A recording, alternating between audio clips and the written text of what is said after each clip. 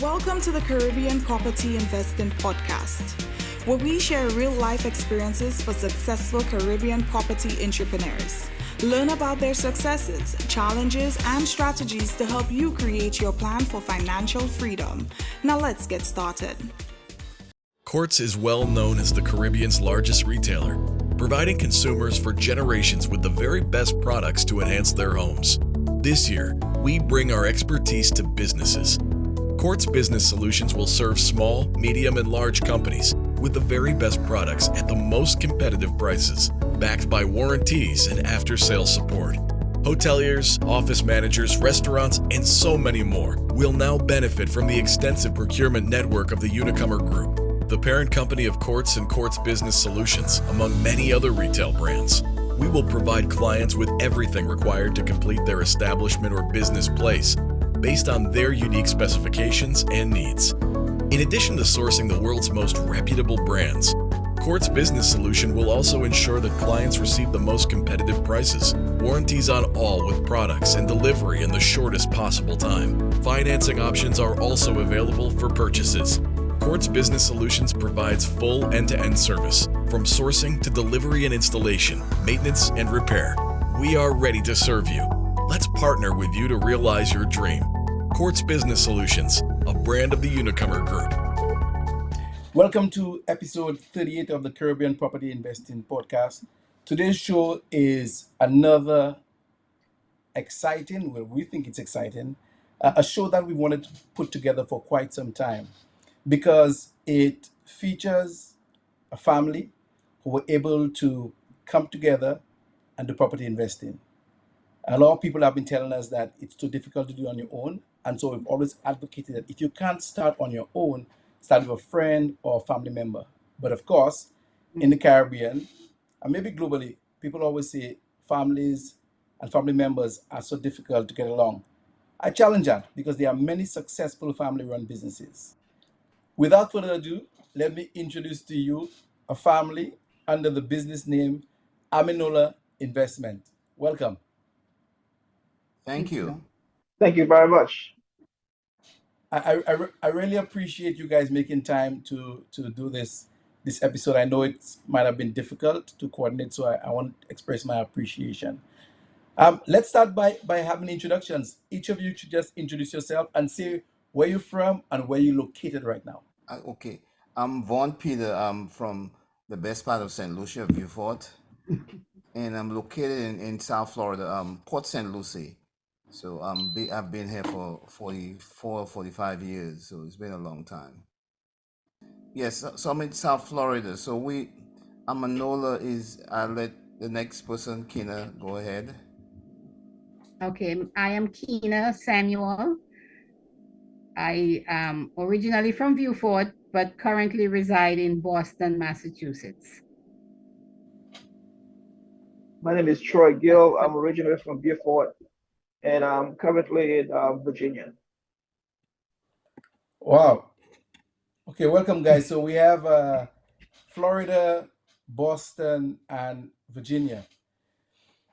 All right. Why don't you guys tell us a little bit about the families, the three families, and the relations between each of you?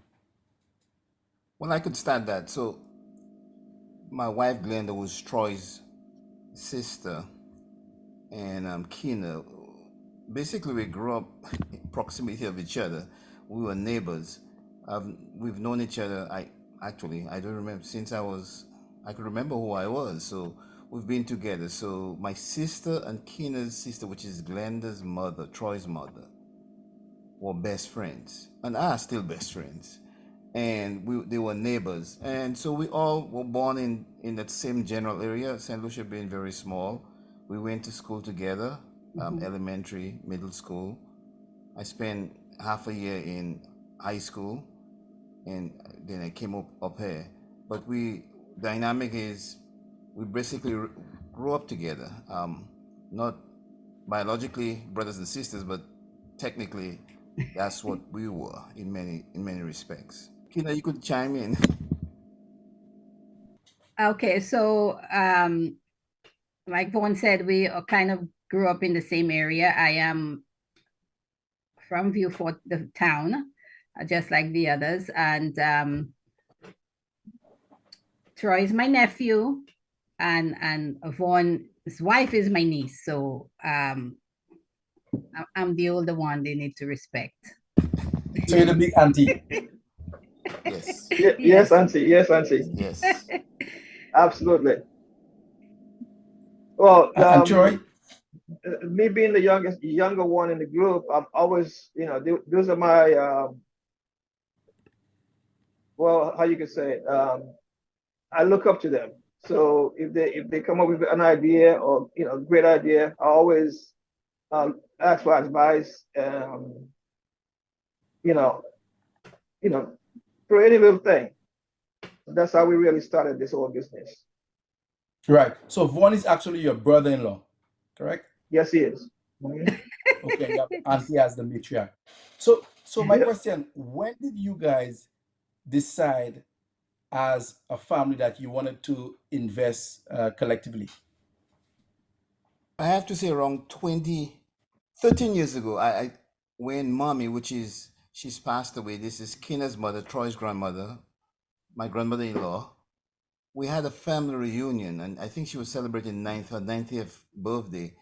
And Sherman, Yes. who is Kina's sister, Troy's aunt, who's not on the podcast, we started thinking, we become very critical when we live in Lucia. Why this is not done, and why? And we were talking, Sherman and I said, you know what? Instead of being critical, why don't we do something about it? We have to invest, buy property. So we didn't even think specifically about a business. We just say we each need to get a business, a property in St. Lucia, and then we kind of knock it. We didn't do a thing for a little while, and COVID happened, and we said, you know what? And I think Sherman saw an article where a family in Georgia bought like 200 acres of property for almost nothing. I mean, it was like 80,000, really no money. And it was like 12, 15 of them. And she said, why don't we do this? So I called Troy. I was visiting Virginia. I said, Troy, we need to do something. And there was a man, he was into real estate.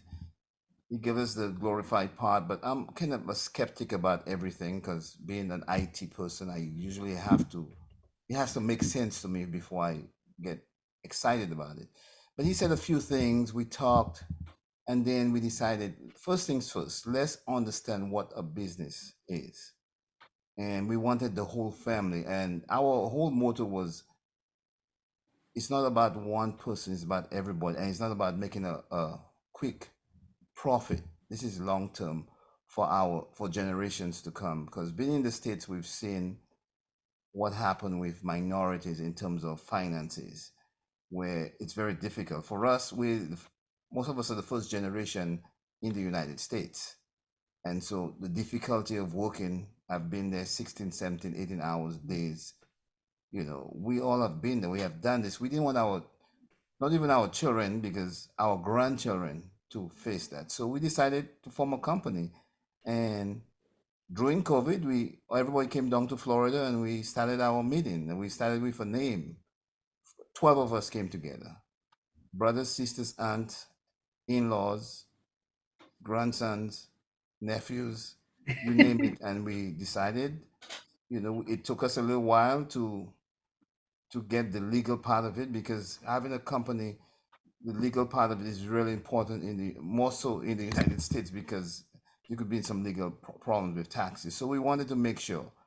So this is where we started. I don't know if Kina could chime in, because all of them were there when we started that, and they came to Florida to do this. Yes, that's really where it started. After COVID, we started doing some Zoom meetings occasionally, because we couldn't see each other, and then we lived so far away. So we started doing some Zoom meetings for the whole family, and then we started talking about it, and one thing led to another, and then we just finalized, let's just meet up in Florida, and then we went from there. How did you guys decide on a name? Oh, that was a long process. It was a combination of names. I'm Tony Gill. My have to brother. give him credit for that name. It was a combination of mommy, Kina's mother, is part of her name, and Ianola, St. Lucia. We kind of merge it. Kina, you remember? Yeah, we use mommy's name, which is Amelina, and then we use Ianola, and we put the two together and came with Amenola. Fantastic. And how Yeah. many directors slash shareholders does what are currently registered in the company? Well, it's still the original 12. We Yeah, have we And all, not and branched out to include other people. We're still working on how that process would go. But there is and the interest questions I'm from asking, other family members. yeah, and the questions I'm asking are questions that typical Caribbean people want to know. And 12 directors, shareholders, and it's all equal shares? yes, Yes. Yes.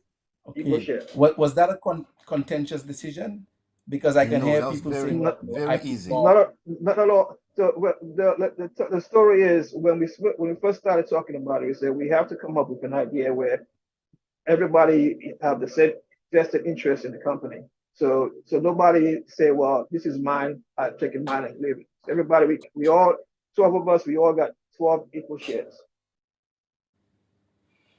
Okay, Vaughn, you're in IT. Fun. Kenny, what's your area in Boston? What area in for profession? I am a housing counselor and financial coach. So I do a lot of one-on-one credit counseling, helping people get out of debt and plan for their financial goals. Wow, and you, Troy? Well, I got two businesses. Well, my main profession is I have I'm a biomedical technician for a dialysis company, and then I have my own separate cleaning business on the side. Right. What was there any consideration given for the mix, and how each person in a specific area of profession would contribute? How was that decision taken for leadership and for roles? For roles, we didn't do that, but because everyone is so qualified. I mean, everyone. We have a group of family members. Everybody is really, really experienced. So we made it a democratic vote. Our first president was Russell Wade, and he was president for a few years. We vote every year. Every year we come together. Currently, I am the president. I was voted in. Um, Kina is the treasurer, and we have Rhonda Wade, who is the secretary, and Vice President Troy Gill. So it's very easy. One of our motives, and I forgot to mention that at the onset, is that we wanted to give back. I think we started with a drive with book bags for the people, the kids in the Supplies. South. Yeah. And this was our goal, really, to start a business, is to give back, because we've been fortunate. We left, and to an extent, we made it. And we wanted to give back because, and I was telling someone this, being from where I came from, and Troy, all of us, we never looked at ourselves as being poor. We were not rich, but because when you get older, you realize you really had nothing, and you appreciate everything you had. And we wanted to get that joy back. And this was really our goal, is to give back. Troy gives back so much. Kena gives back. Shilmaine, Glenda, the whole group. This is basically our goal. It was not about us making a huge amount of money. We would love to make money, but that was not our goal. So when you first formed the company, with the 12 of you, what outside of your philanthropic objectives and actions, what was your first investment? You invested first in the US? No, we didn't. What we wanted to do, we met with a financial advisor first. And what we wanted to make sure we had some capital. So we came up with how much money, if of us have to buy into the company. I think everybody had to be $2,500, an X amount of dollars a month. And so that was our first. So we wanted to generate capital. We did not invest in the US, and that was by design. St. Lucia was our primary first. We wanted to, now we want to focus now on the US, but St. Lucia was the first investment we had. And thanks to Troy, really, he's the one who made it happen. And he could tell you about it more than I can. And full disclosure, I met Amenola Investments because of a property that we sold to them. But we always keep everything open in the podcast. The questions, answer the questions, guys, like normal, no issue. Especially when we talk about the transaction and what you went through. So Troy, since you were the person who was actually leading that trust, what were you looking for when you decided to start with St. Lucia? Well, I was looking for something that we could invest in, um, that's accessible to the beach, accessible to shops, that's reasonably priced, and then this way my research and mindset was, let me research this and then um, go back to the group and then say, this is what I found. Is this a good idea? Can we move forward? So I researched online and then I saw your sister-in-law. Full disclosure, we grew up together really, Samantha. Um, she posted a listing, your listing online. So I said, let me call Samantha and see what's going on. So we got in touch, and then she said, well, my brother-in-law is selling the property, so get in touch with him. And that's how I got your number, your information, and then we went from there.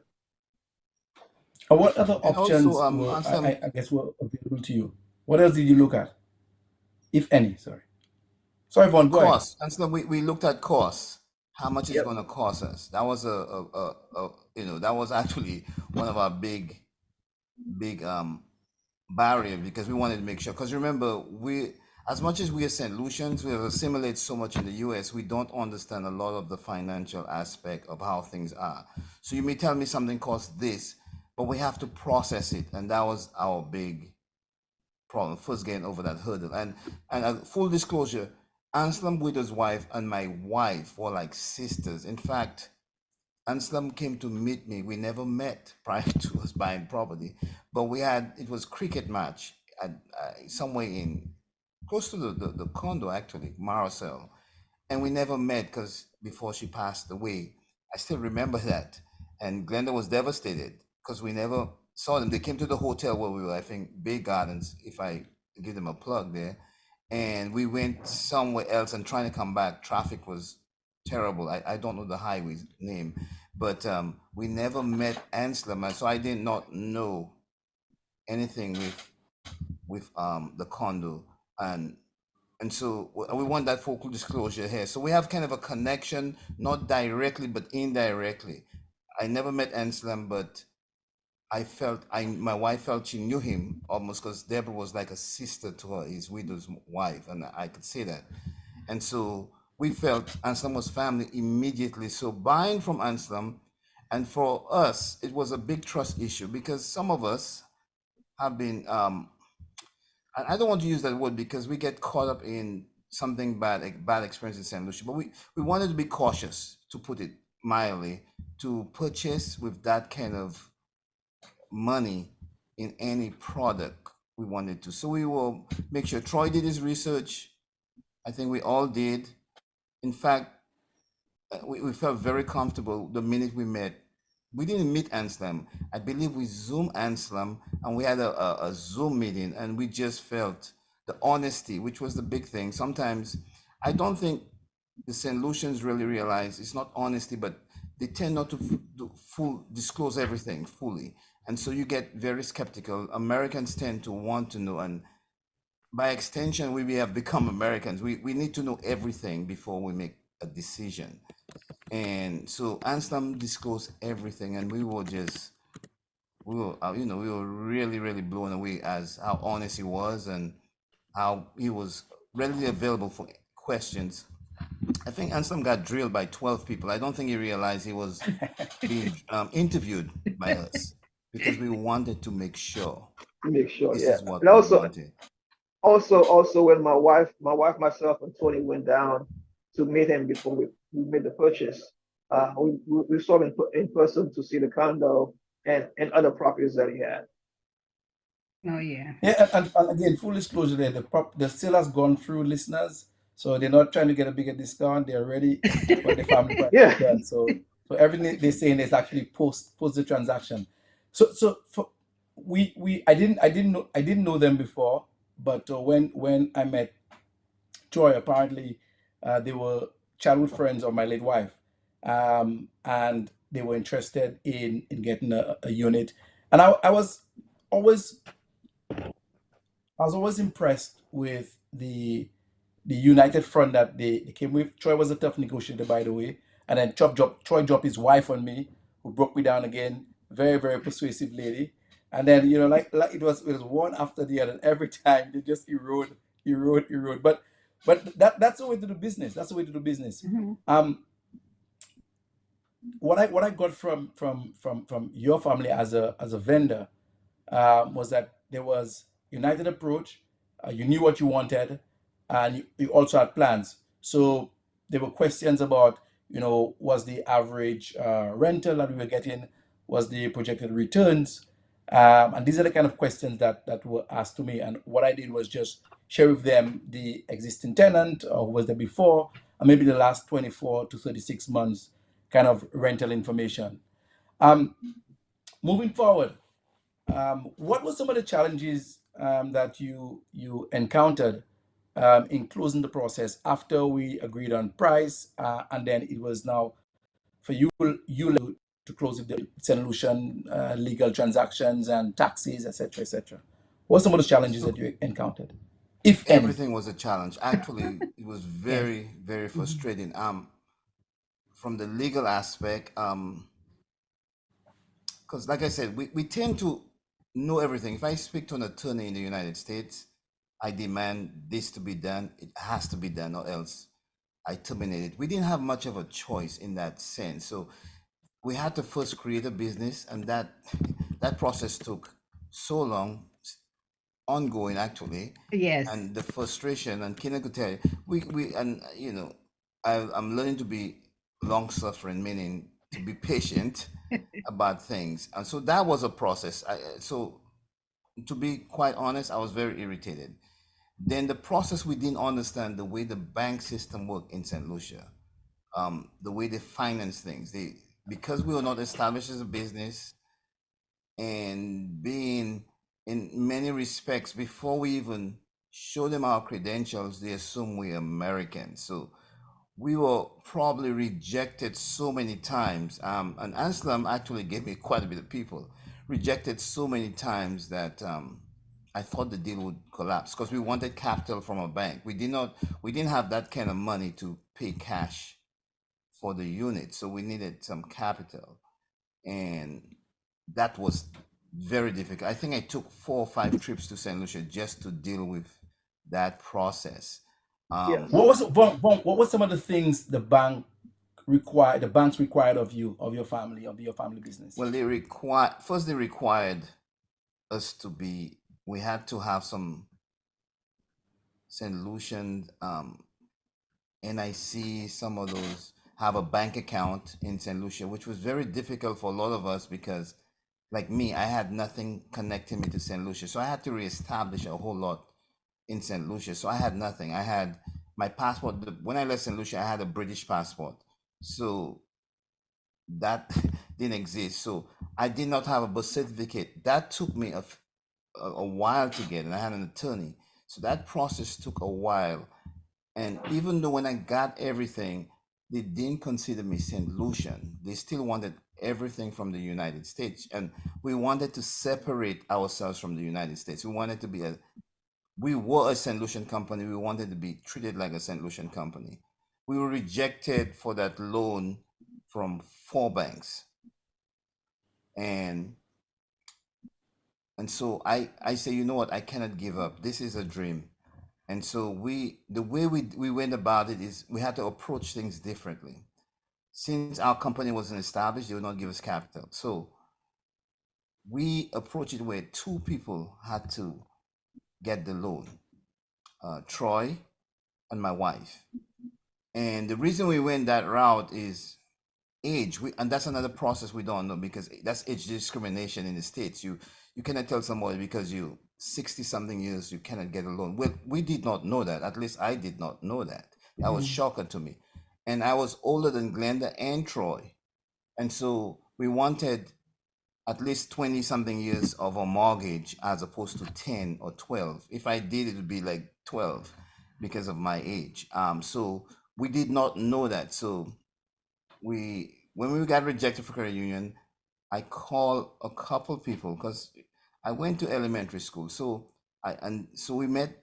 I think he's the president of the credit union, and he flatly told me before I started anything, "You will not get the loan." Wow. And I said, and I was shocked because I had never experienced that in my life. Usually, you get an email or letter later, but right away. And I said, and my Creole is not too good, so I say, "Sakafet."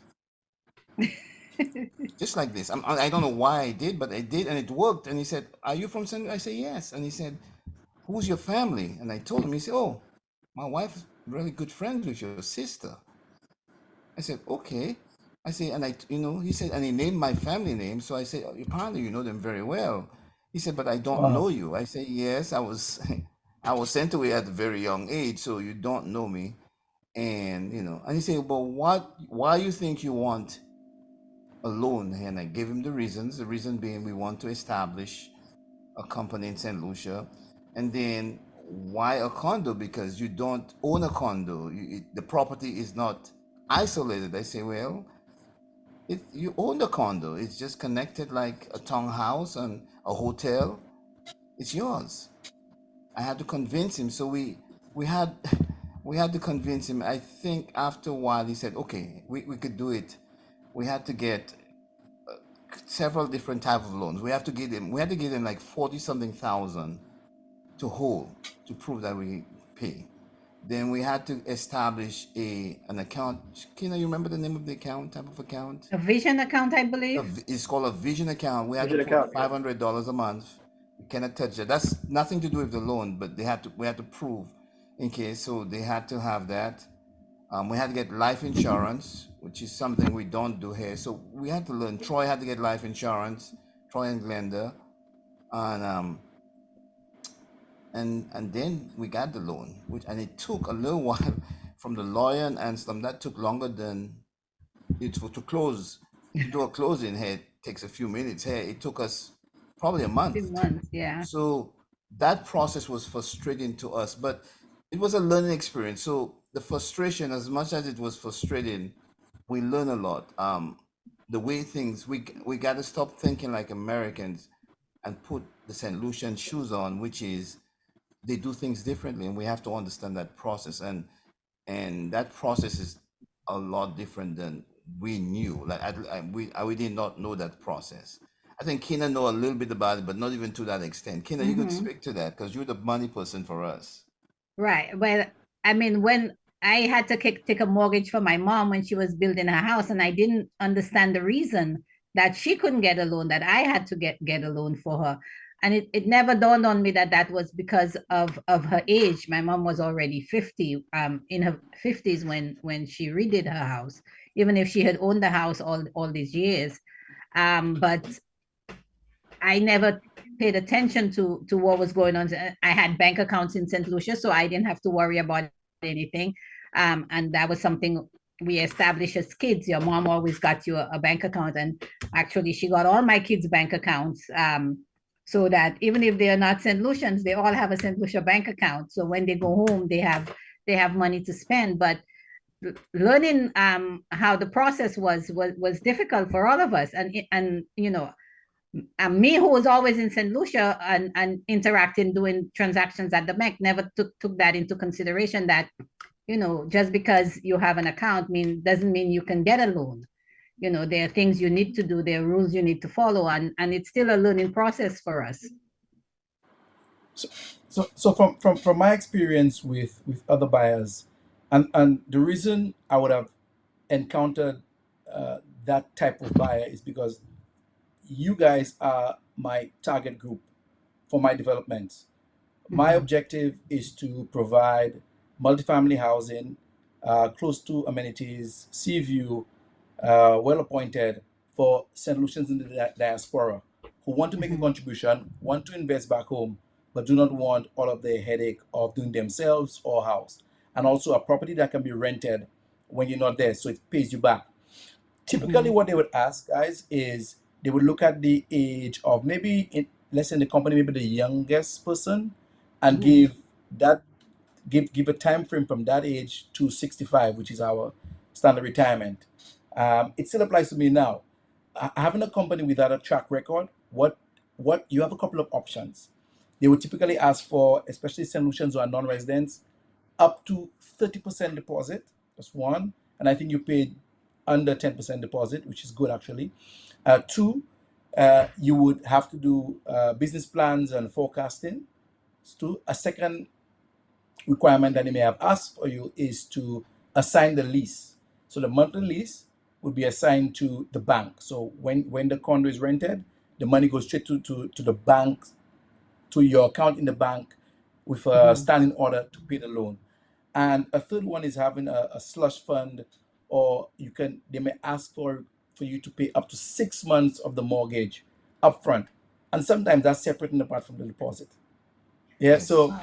So from what you're saying, the way you're able to do it is to get actually there's a fourth option. And that seemed to be the route that you took. What they do, Kina, is, and I know it sounds, it kind of goes around the whole idea of an LLC or incorporated company or LTD company. What they ask is for the directors to be personally responsible for the debt and to take the loan Yes. in their own names. Then provide, with these directors provide and shareholders providing 100% surety. And we may typically also require you to put in some collateral outside of just the unit. It could be a piece of land in addition to the cash. So what we're hearing from you guys, that you got the financing, two guarantors, but also a deposit of about 10%. And you were able to get your term up to what, 20 years, 15 years, 18 years? Troy, how old are you? Well, how old are you, Troy? 55. 55. You were I, younger then, though. yeah, I was younger then. I think we got it up to 13 years actually. 13 13, years. 15, yeah, 13 to 15 Yeah, years, yeah, right in yeah. there. Yeah. And you would have gone to the credit union as opposed to the bank. Yes, we did try Yeah. a bank, but the bank was not The bank happy with rejected us. us. Yeah, because we were not established as a company in St. Lucia. Um, they rejected us right away. So that's why we had to go to the credit union. The, It took the us a bank would little also while, ask but for we your got tax it. returns, guys. Did they Was ask for that? your tax return from the US for the Yes, last the 3 years? tax returns, job letters, so Right. of our counting, all of our savings and our everything we had. I think most of the directors had to. Well, all of us had to send that. Even those that were not on the loan, they wanted to see that, to see if we could pay for the loan. So that was not the Okay. issue. It's just the time frame, and the notification is difficult to get calls back from any institution immediately. We tend to just, the way we do things there, I call Bank of America, which is the bank I deal with, and within 10 minutes or before the end of the day, I will get an answer. That doesn't happen. So, and sometimes you don't know until you get there. Like, we did not know when was the first month we're going to pay our mortgage. We didn't understand the process. Like, when the loan got approved, we didn't know everything was immediate. Normally the process is the house has to be transferred into your name and so forth. So none of that took a little while for us. So we didn't even know. So a lot of that was difficult, but we comply with it. We had to put that deposit. I think it was 40 something thousand on, I think, to the bank and so forth. So Kina, as a housing slash financial professional, what would you say are maybe the three key differences between how it's done in the US and how it would be done, how it was Oh my done for God. you? What do you experience? Everything is completely different from what I know here and what goes on at home. But I think overall, I mean, it comes down to the same thing. They want to make sure that the loan will be paid, or they want to make sure that there's money coming in, and you can afford to pay it. But because up here they would have to look at your credit, and I'm not sure if they ask. One person did ask about what Yes. our credit score was. I'm like, which, you know, it's an American credit score. How does that affect what happens in St. Lucia? But you know, I can show you. I had to send all my retirement account information, all of my investments, everything that I had to send to St. Lucia. Over here, they just want to know, is the money in an account, that you have that down payment money in an account, and they want to see a track record of where that money is coming from. Not that all of a sudden you have 20,000 in an account with no backup as to where it came from. That's what they need to have. They need to make sure you have been on your job for at least a year, sometimes 2 years, depending on the loan you're getting, and making sure that you can afford to pay the mortgage. Your mortgage is not supposed to be more than 30% of your monthly income. If it's more than that, then you have to find other people to help you to get on that loan with you. So all of that is it's a little different. I'm not on the loan, especially since I'm one of the older ones in the company. I could not get on the loan, but I remember when I did my mother's loan, you know, I had to get all of those things. But back then, I didn't know. I was too young back then to pay attention to what I should have been paying attention to know for the next time how to go about doing it. Right.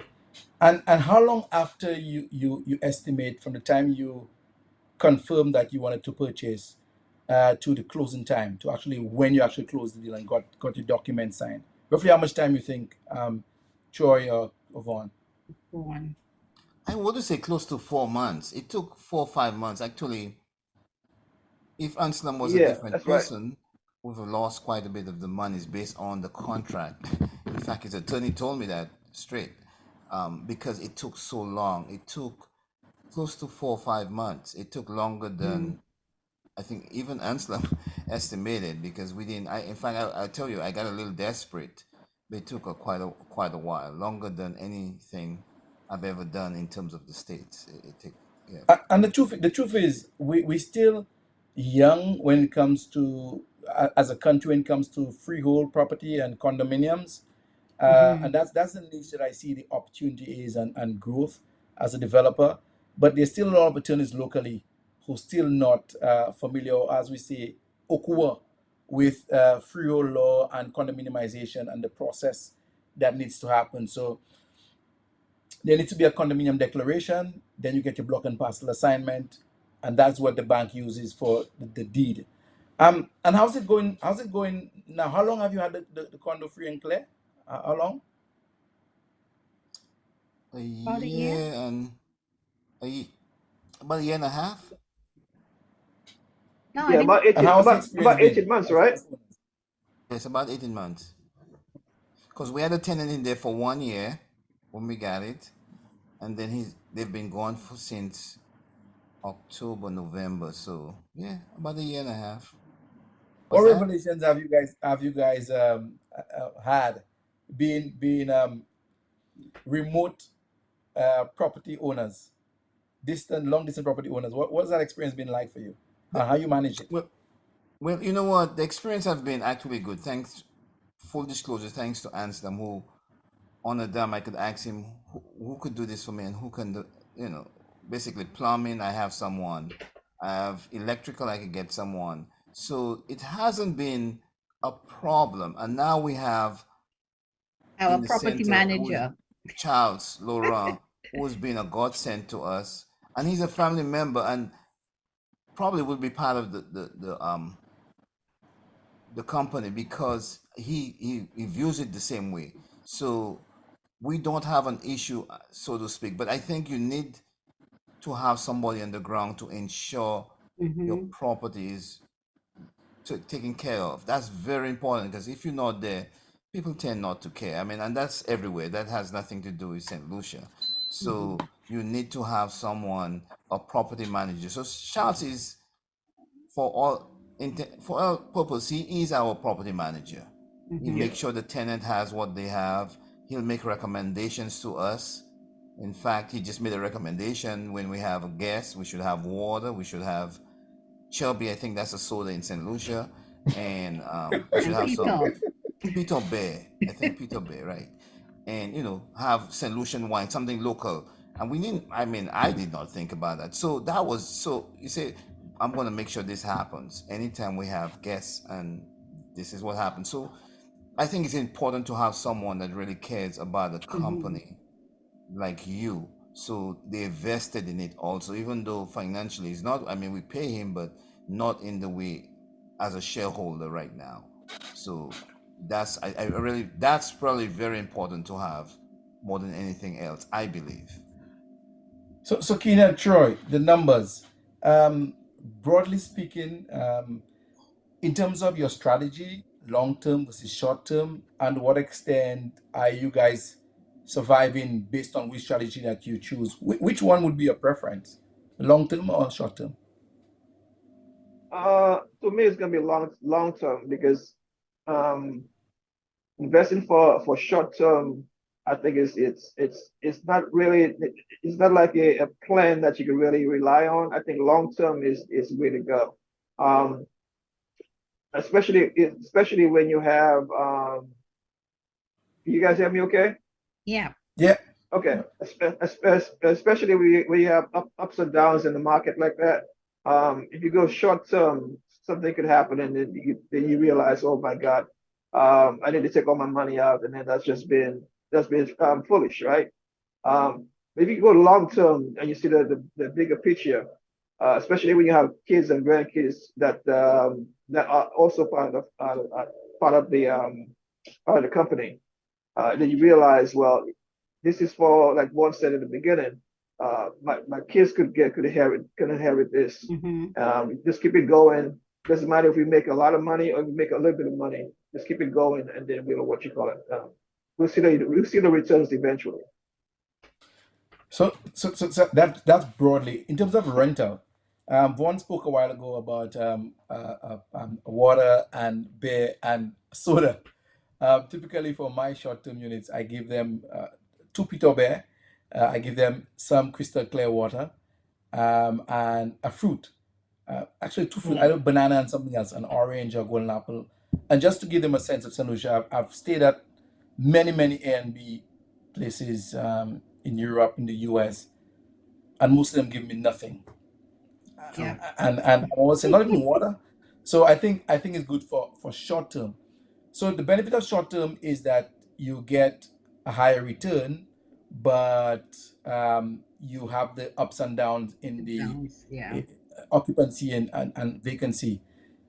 As it stood, roughly we were at about at least 10% return, rental yield return for long term.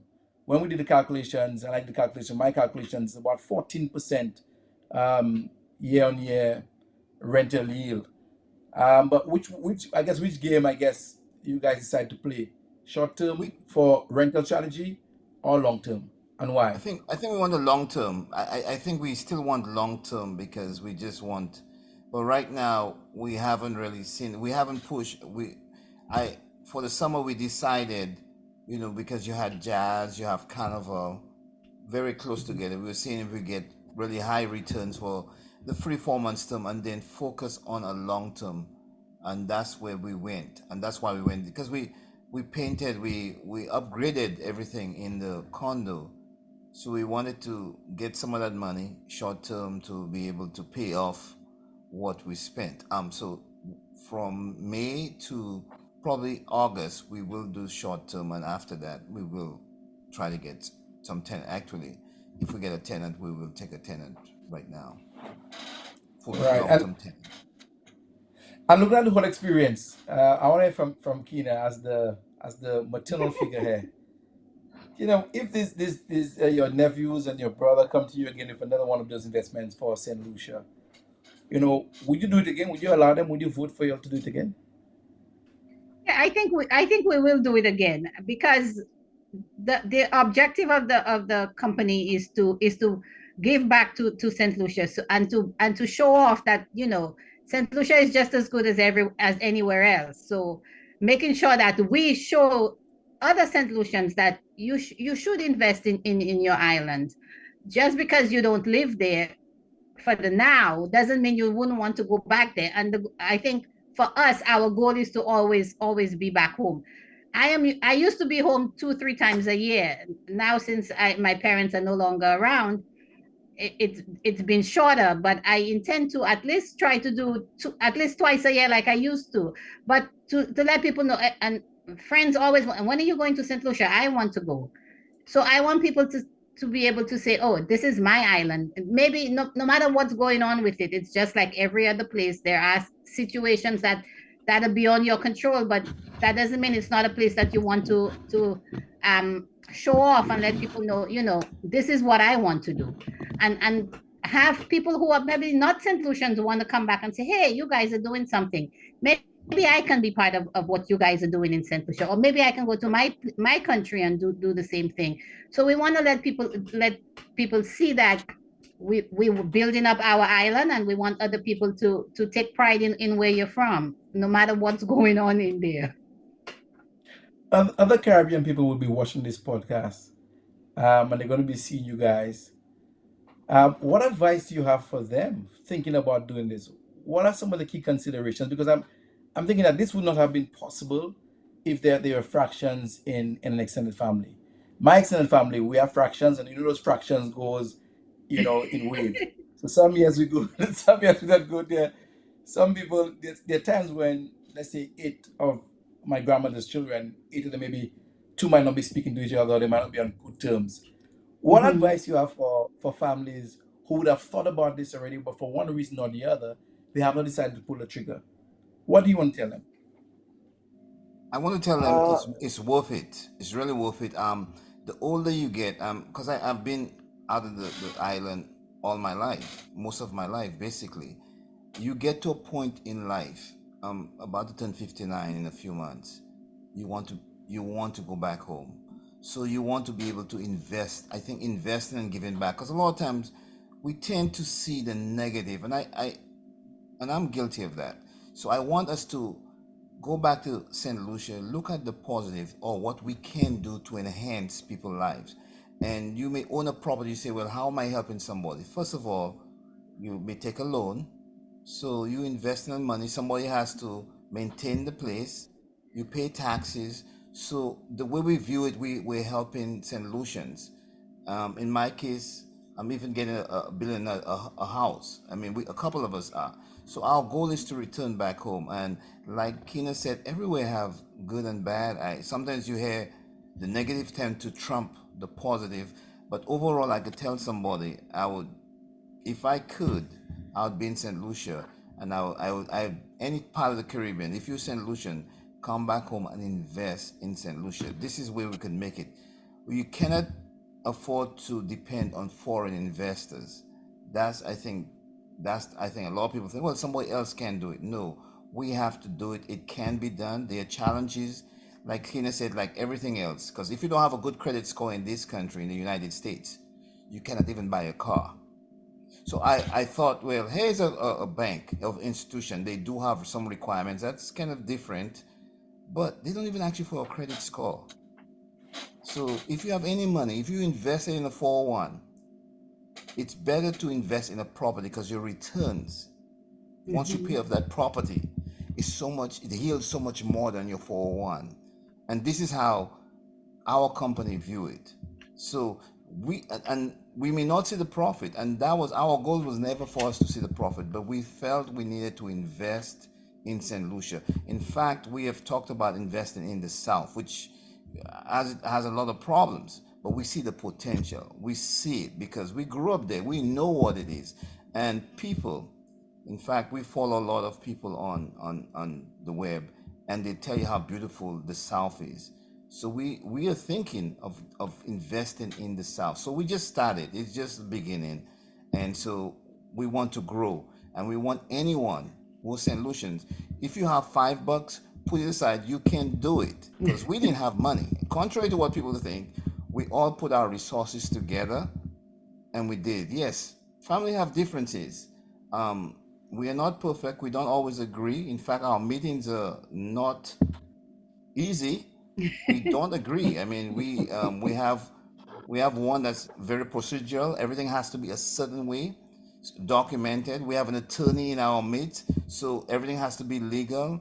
We have people with different talents and people that see things totally different. When we started, we only wanted family, but we just had a meeting a few months ago, and we decided let's start bringing some other people into the company to invest, because this is how it works.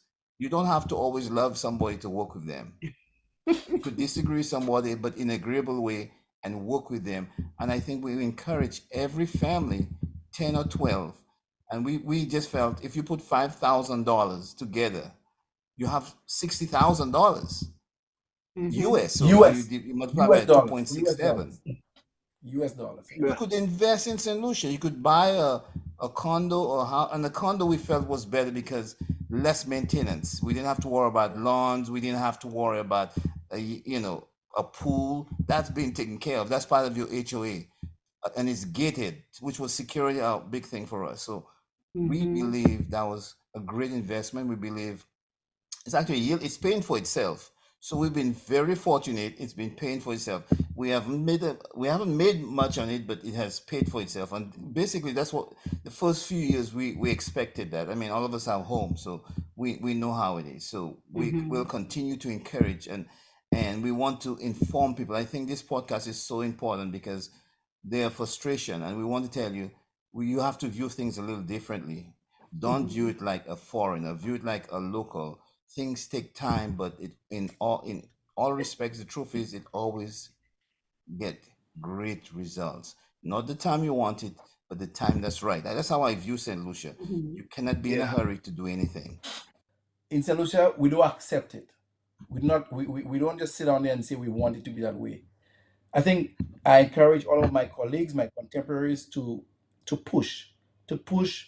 You meet a clerk, you meet a worker within the ecosystem, and you try to talk to them one on one and tell them the importance of the little transaction they're doing, getting that document signed, getting the document, passed on to their boss, responding to a message, responding to an email. I try to explain to them the implications and the domino effect of you just not responding to that email sent by Kina all the way in Boston last week Friday because you said that maybe it's not urgent. It's urgent because Kina along with another 11 members of the family would have put in money, and that money needs to start yielding a return, paying for the expense. So Troy, sorry about it, cut you off. What advice you have for family members looking at this and thinking that we want to do it, but Well, the first thing you have to go is have a mindset that everybody's equal shares, equal input into the company. Everybody's advice matters, no matter what age, because we have from 60 to who's the youngest one is 30 years old. And then we've been thinking about our other family members, grandkids, the and the nieces and nephews, 20 years, 20 in the 20s, coming in on board. And they have fresh ideas and great ideas. So we need to listen to them. And then just like like one said earlier, it's like a democracy. You listen to each other and then you come up with a plan. I think that's the best way to make it work with a group. In every family, there's a core group.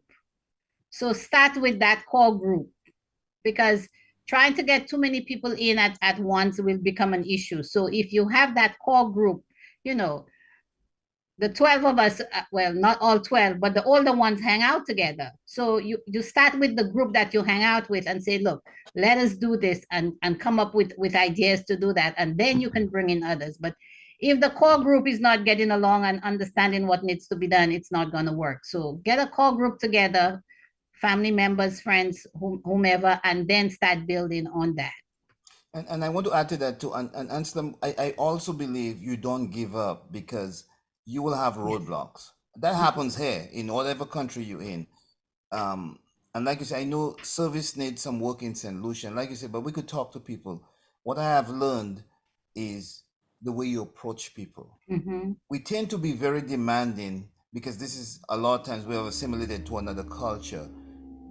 St. Lucians or even other Caribbean, because I've dealt with other Caribbean islands, they tend not to like you being demanding, wanting something immediately. It's the way you could ask them for the same thing in a manner, make them feel good, they will respond to that. So be gentle, be patient, but and talk to each other. Treat people like you want to be treated.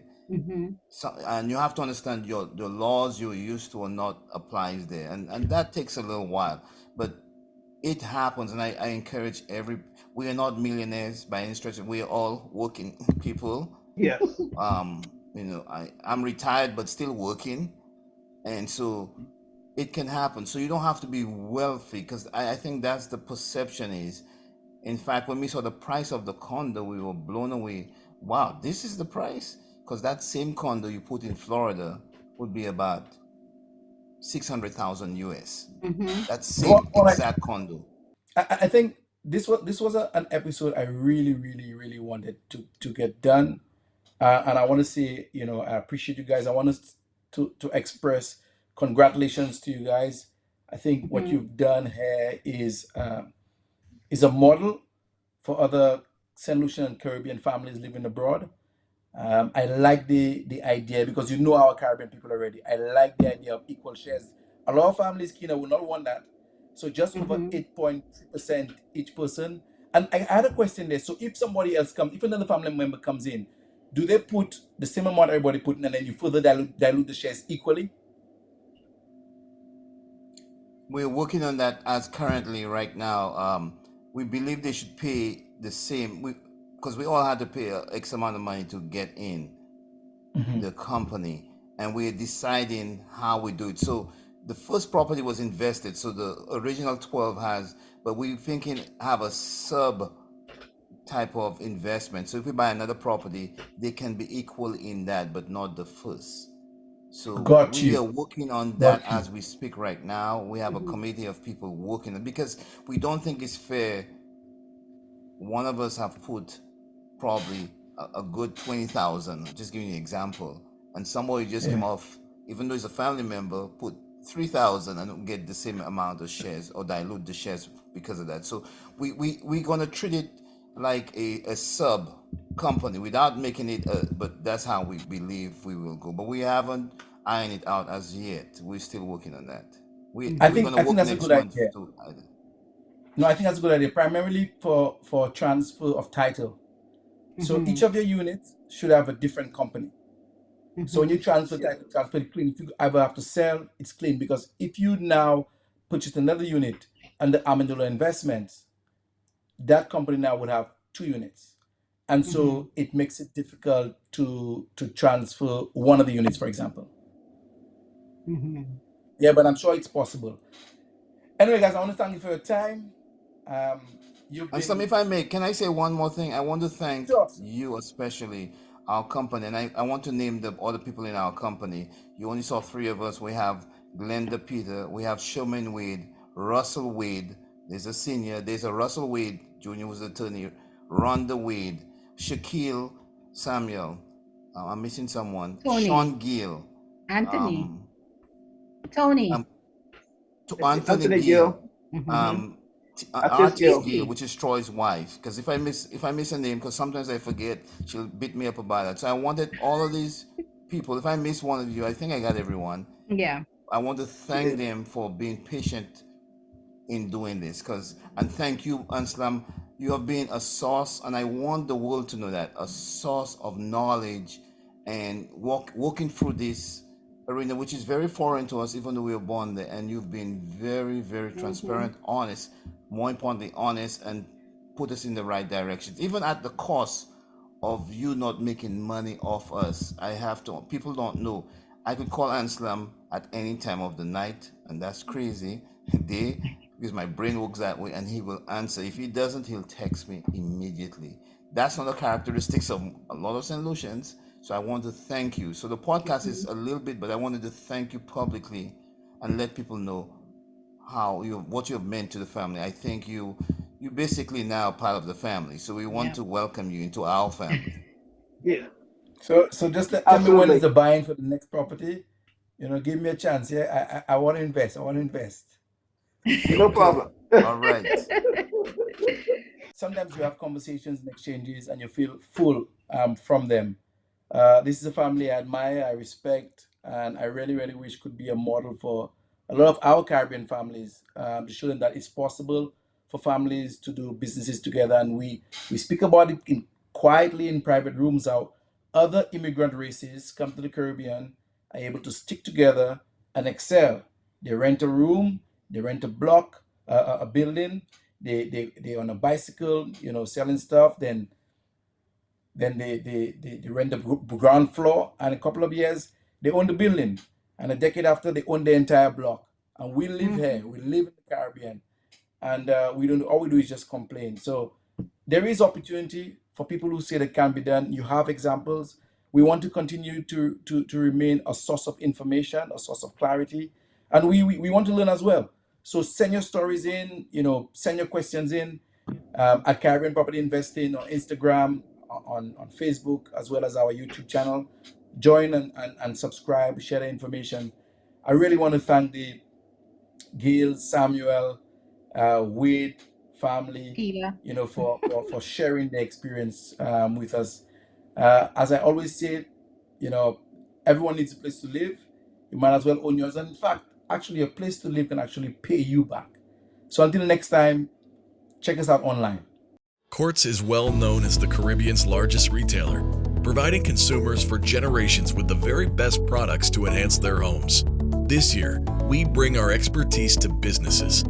Quartz Business Solutions will serve small, medium, and large companies with the very best products at the most competitive prices, backed by warranties and after-sales support. Hoteliers, office managers, restaurants, and so many more will now benefit from the extensive procurement network of the Unicomer Group, the parent company of Quartz and Quartz Business Solutions, among many other retail brands. We will provide clients with everything required to complete their establishment or business place based on their unique specifications and needs. In addition to sourcing the world's most reputable brands, Quartz Business Solution will also ensure that clients receive the most competitive prices, warranties on all with products, and delivery in the shortest possible time. Financing options are also available for purchases. Quartz Business Solutions provides full end-to-end service, from sourcing to delivery and installation, maintenance and repair. We are ready to serve you. Let's partner with you to realize your dream. Quartz Business Solutions, a brand of the Unicomer Group.